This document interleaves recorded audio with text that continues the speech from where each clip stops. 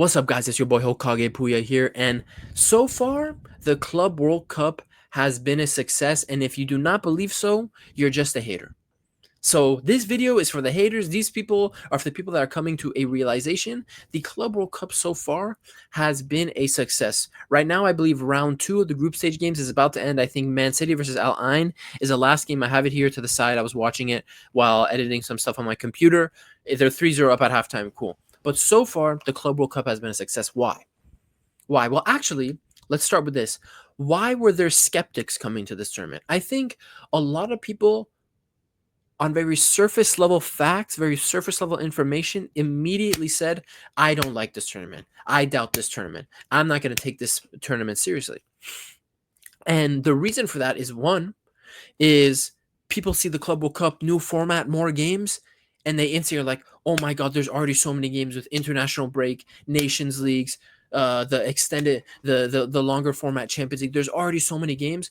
This Club World Cup now has more games. I'm instantly against it. But what people don't realize is the Club World Cup is now like a regular international World Cup. It is every 4 years. So teams will not be playing this tournament every single year. So I think a lot of people on surface level thought and saw, oh, more games? Oh, I hate the tournament because of the fixture congestion and everything that we're already dealing with, especially in Europe, right? Especially in Europe.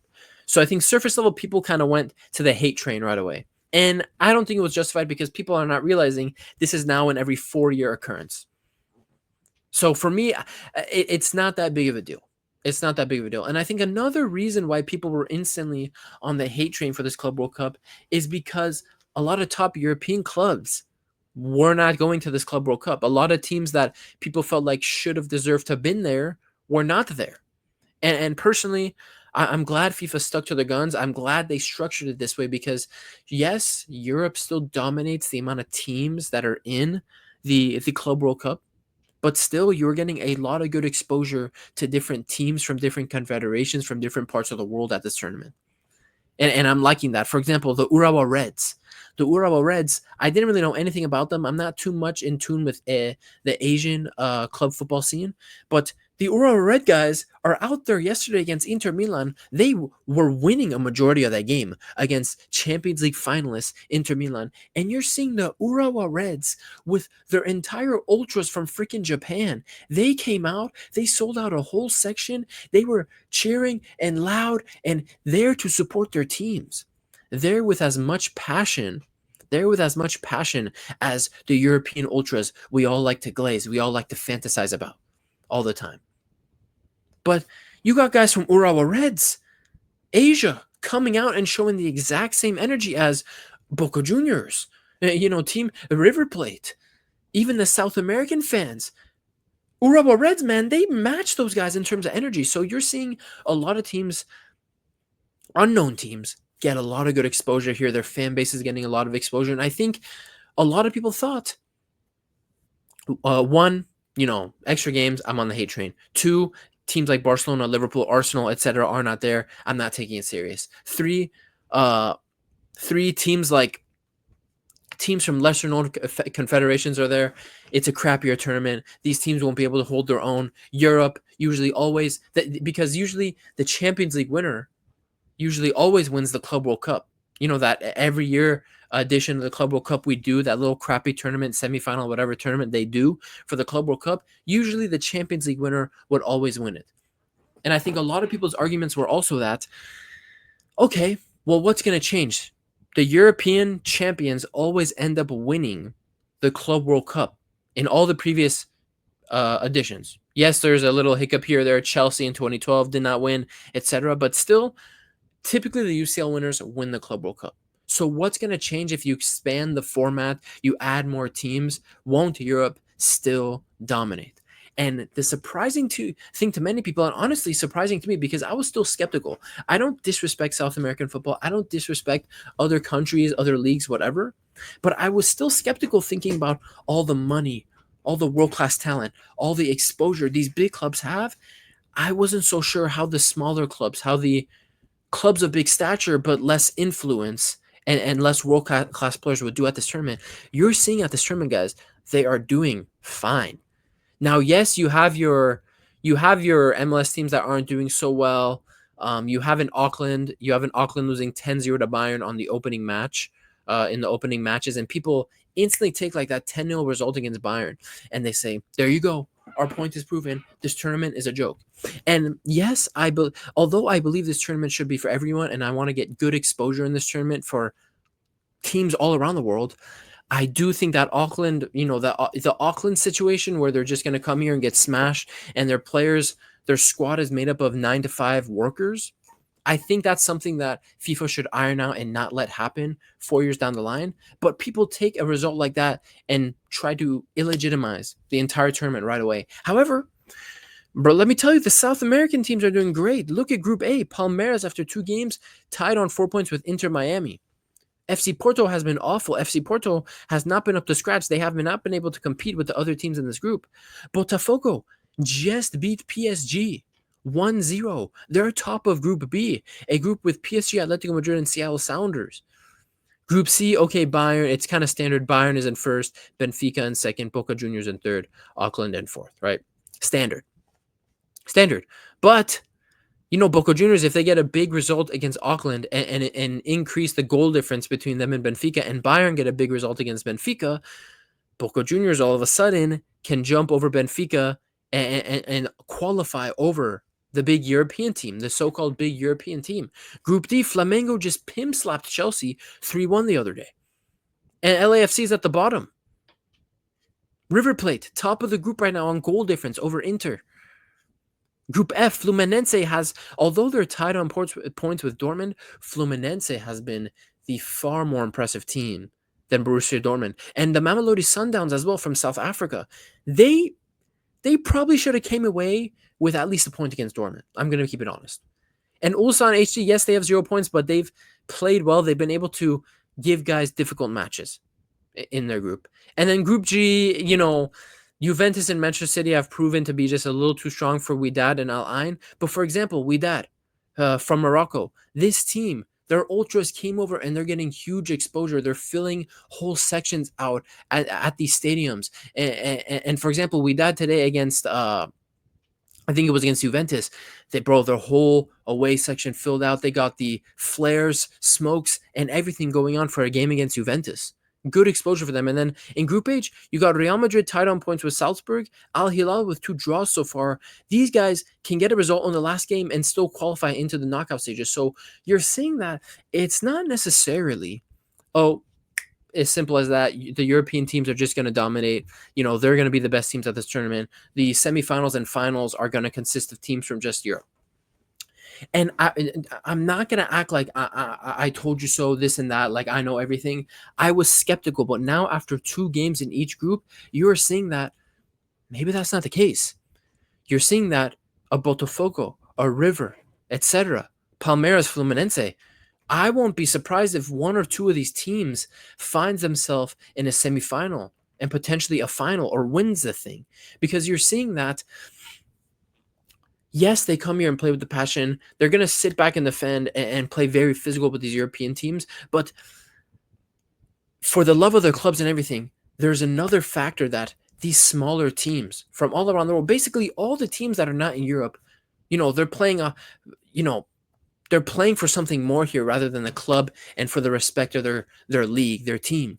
They're playing for a lot of money, even for these European teams. Winning the whole goddamn tournament, making it far into the tournament, brings you tens and tens of millions of US dollars to your club. So yes, Botafogo, Fluminense, Flamengo, etc. are playing fantastic football. They're challenging. People watch these games and see how physical these guys are, how game they are to play with these big European teams. But what they're not also understanding is, bro, they're playing for that money as well. They're playing to bring that money to their club. Money that these clubs typically don't see. Tens of millions of dollars from one tournament some of these teams can be bringing in. This is money they've never seen from a single tournament ever. This is club-changing money, which is another reason why I really like this World Cup. The financial incentives for not just the smaller teams. The money at stake here is significant to the Bayerns, PSGs, Real Madrids Man Cities of the tournament. 50, 40, 50, 60, 70, 80 mil is no chump change, guys. That's a lot of money. That's a lot of money. So I think with a culmination of everything, you know, the South American teams, especially, to be honest, the South American teams are kind of carrying the rest of the world. They're really the ones taking it to them. I think only when with the South American teams playing the European teams, I think it's only Bayern who have beaten the South American teams against Boca Juniors. And I think that was even a 2-1 scoreline, although Bayern definitely could have won that game 4-5-1. Botafogo, Fluminense, Flamengo are showing that these European teams, we're not going to walk over. We're going to beat you guys. We're going to come here and actually win this tournament. So you're getting at this tournament, you're getting a good blend of one, exposure to teams all around the world. Their fans getting great exposure. The monetary incentive for not just the smaller teams, but the big teams as well to do well in this tournament. It's kind of all blending in together, and it feels like a World Cup vibe. It's nowhere near a real World Cup. You know what I mean? But it kind of has that vibe where you're seeing such differing fan bases coming together and watch these games. The ultras from all over the world coming to watch these games. It gives you a little bit of that World Cup vibe, and I'm a fan of that. As a person who thinks the World Cup is the be-all, end-all of this sport, if this Club World Cup, as more editions go on, can mimic that for club football, it's going to become more and more and more an important tournament, an exciting tournament, a tournament that we actually start getting pretty hyped for. And with all the money on the line, it gives incentive to the European teams to actually try. Because I was also worried going into this tournament that, man, will Bayern, even as a Bayern fan, will we just send our B team? Will PSG, after winning the Champions League, just send their B team? And it's been a pleasant surprise to me, and it proves to me that these European teams care, because look at the lineups they're putting out. You guys, these teams are going full strength. Bayern's going full strength. PSG, Man City, Real Madrid, etc. They're going full strength. They want to win this tournament. And I think with the Ballon d'Or coming up this year, I think we're going to also see how much influence this tournament is going to have on the Ballon d'Or winner, because I think FIFA will try to make some calls. FIFA will try to make some calls and everything and try to get the criteria of the Club World Cup high up on that list for who wins the Ballon d'Or to further increase the stakes. If the best players in the world are coming to this tournament every 4 years, they're going to play their asses off. Coming off of, we're just 2 weeks, 3 weeks post Champions League final. If you're telling me a Club World Cup is still going to significantly affect the result of a Ballon d'Or winner, bro, the best players in the world that do come to this tournament, they're not taking it lightly. They're taking it seriously. So I think so far it's been a really good blend of just everything. Yes, there's some flaws to it, and I think a lot of people also see the midday games and they see the stadiums aren't full and everything, and they hate on it. I think those people are stupid. I think for most of the games that have been after work hours, the 6 p.m. games, at least here, the nighttime games here in the Club World Cup, they've been pretty packed. The weekend games here have been selling out pretty well. The games you see where there's not much attendance and everything, they're 9 a.m. They're games during the day where American people are at work. They're just at work. So I think it's just been the what we've seen, the football, the combination, everything has been good. I did make a video previously talking about the organization of the tournament, my experience at PSG versus Atletico Madrid. That was worrying. Now, I don't know how the other games have been, but organizationally, for logistics of people coming to stadiums and whatnot, I don't know how else it is at all these other games, but I went to PSG Atletico, and it was a nightmare. So watch that video if you haven't, to see what I experienced at that game. But the Club World Cup has been a success. The Club World Cup has been a success, and I think the only people really hating on it at this point right now are the only people hating on it right now are the fans of big European teams whose teams are not playing in this tournament. Arsenal, Barcelona, Liverpool, etc. I think those are the only people really hating, your AC Milans. I feel like those are the only people that I do understand why they might be hating on the tournament, because their club isn't there. But your club isn't there, whatever. Don't be hating on a tournament that's actually been pretty successful and is actually, I think it's exceeding most people's expectations. Basically, I think the gist of this video is the Club World Cups has been a success and it's gone past a lot of people's expectations. And I think that's a good sign. I think, when FIFA introduced the change, I already talked about it. People hopped on the hate train right away, but I think people's minds are getting changed, and I'm enjoying the tournament so far. So I'm going to continue to keep enjoying the tournament. I'm going to continue making making videos about the tournament, and we'll see what happens. I think there's maybe 2.5, 3 weeks left of the competition. I'm excited. I can't wait for the knockout stage. It's been your boy Hokage Puya. Let me know in the comments how you feel. I'm interested to see other people's takes, especially if you're a fan of the untraditional teams at this tournament, your Al Hilals, the Mexican League teams. I want to know your opinions as well. So it's been your boy Hokage. I'll see you guys in the next one. Peace.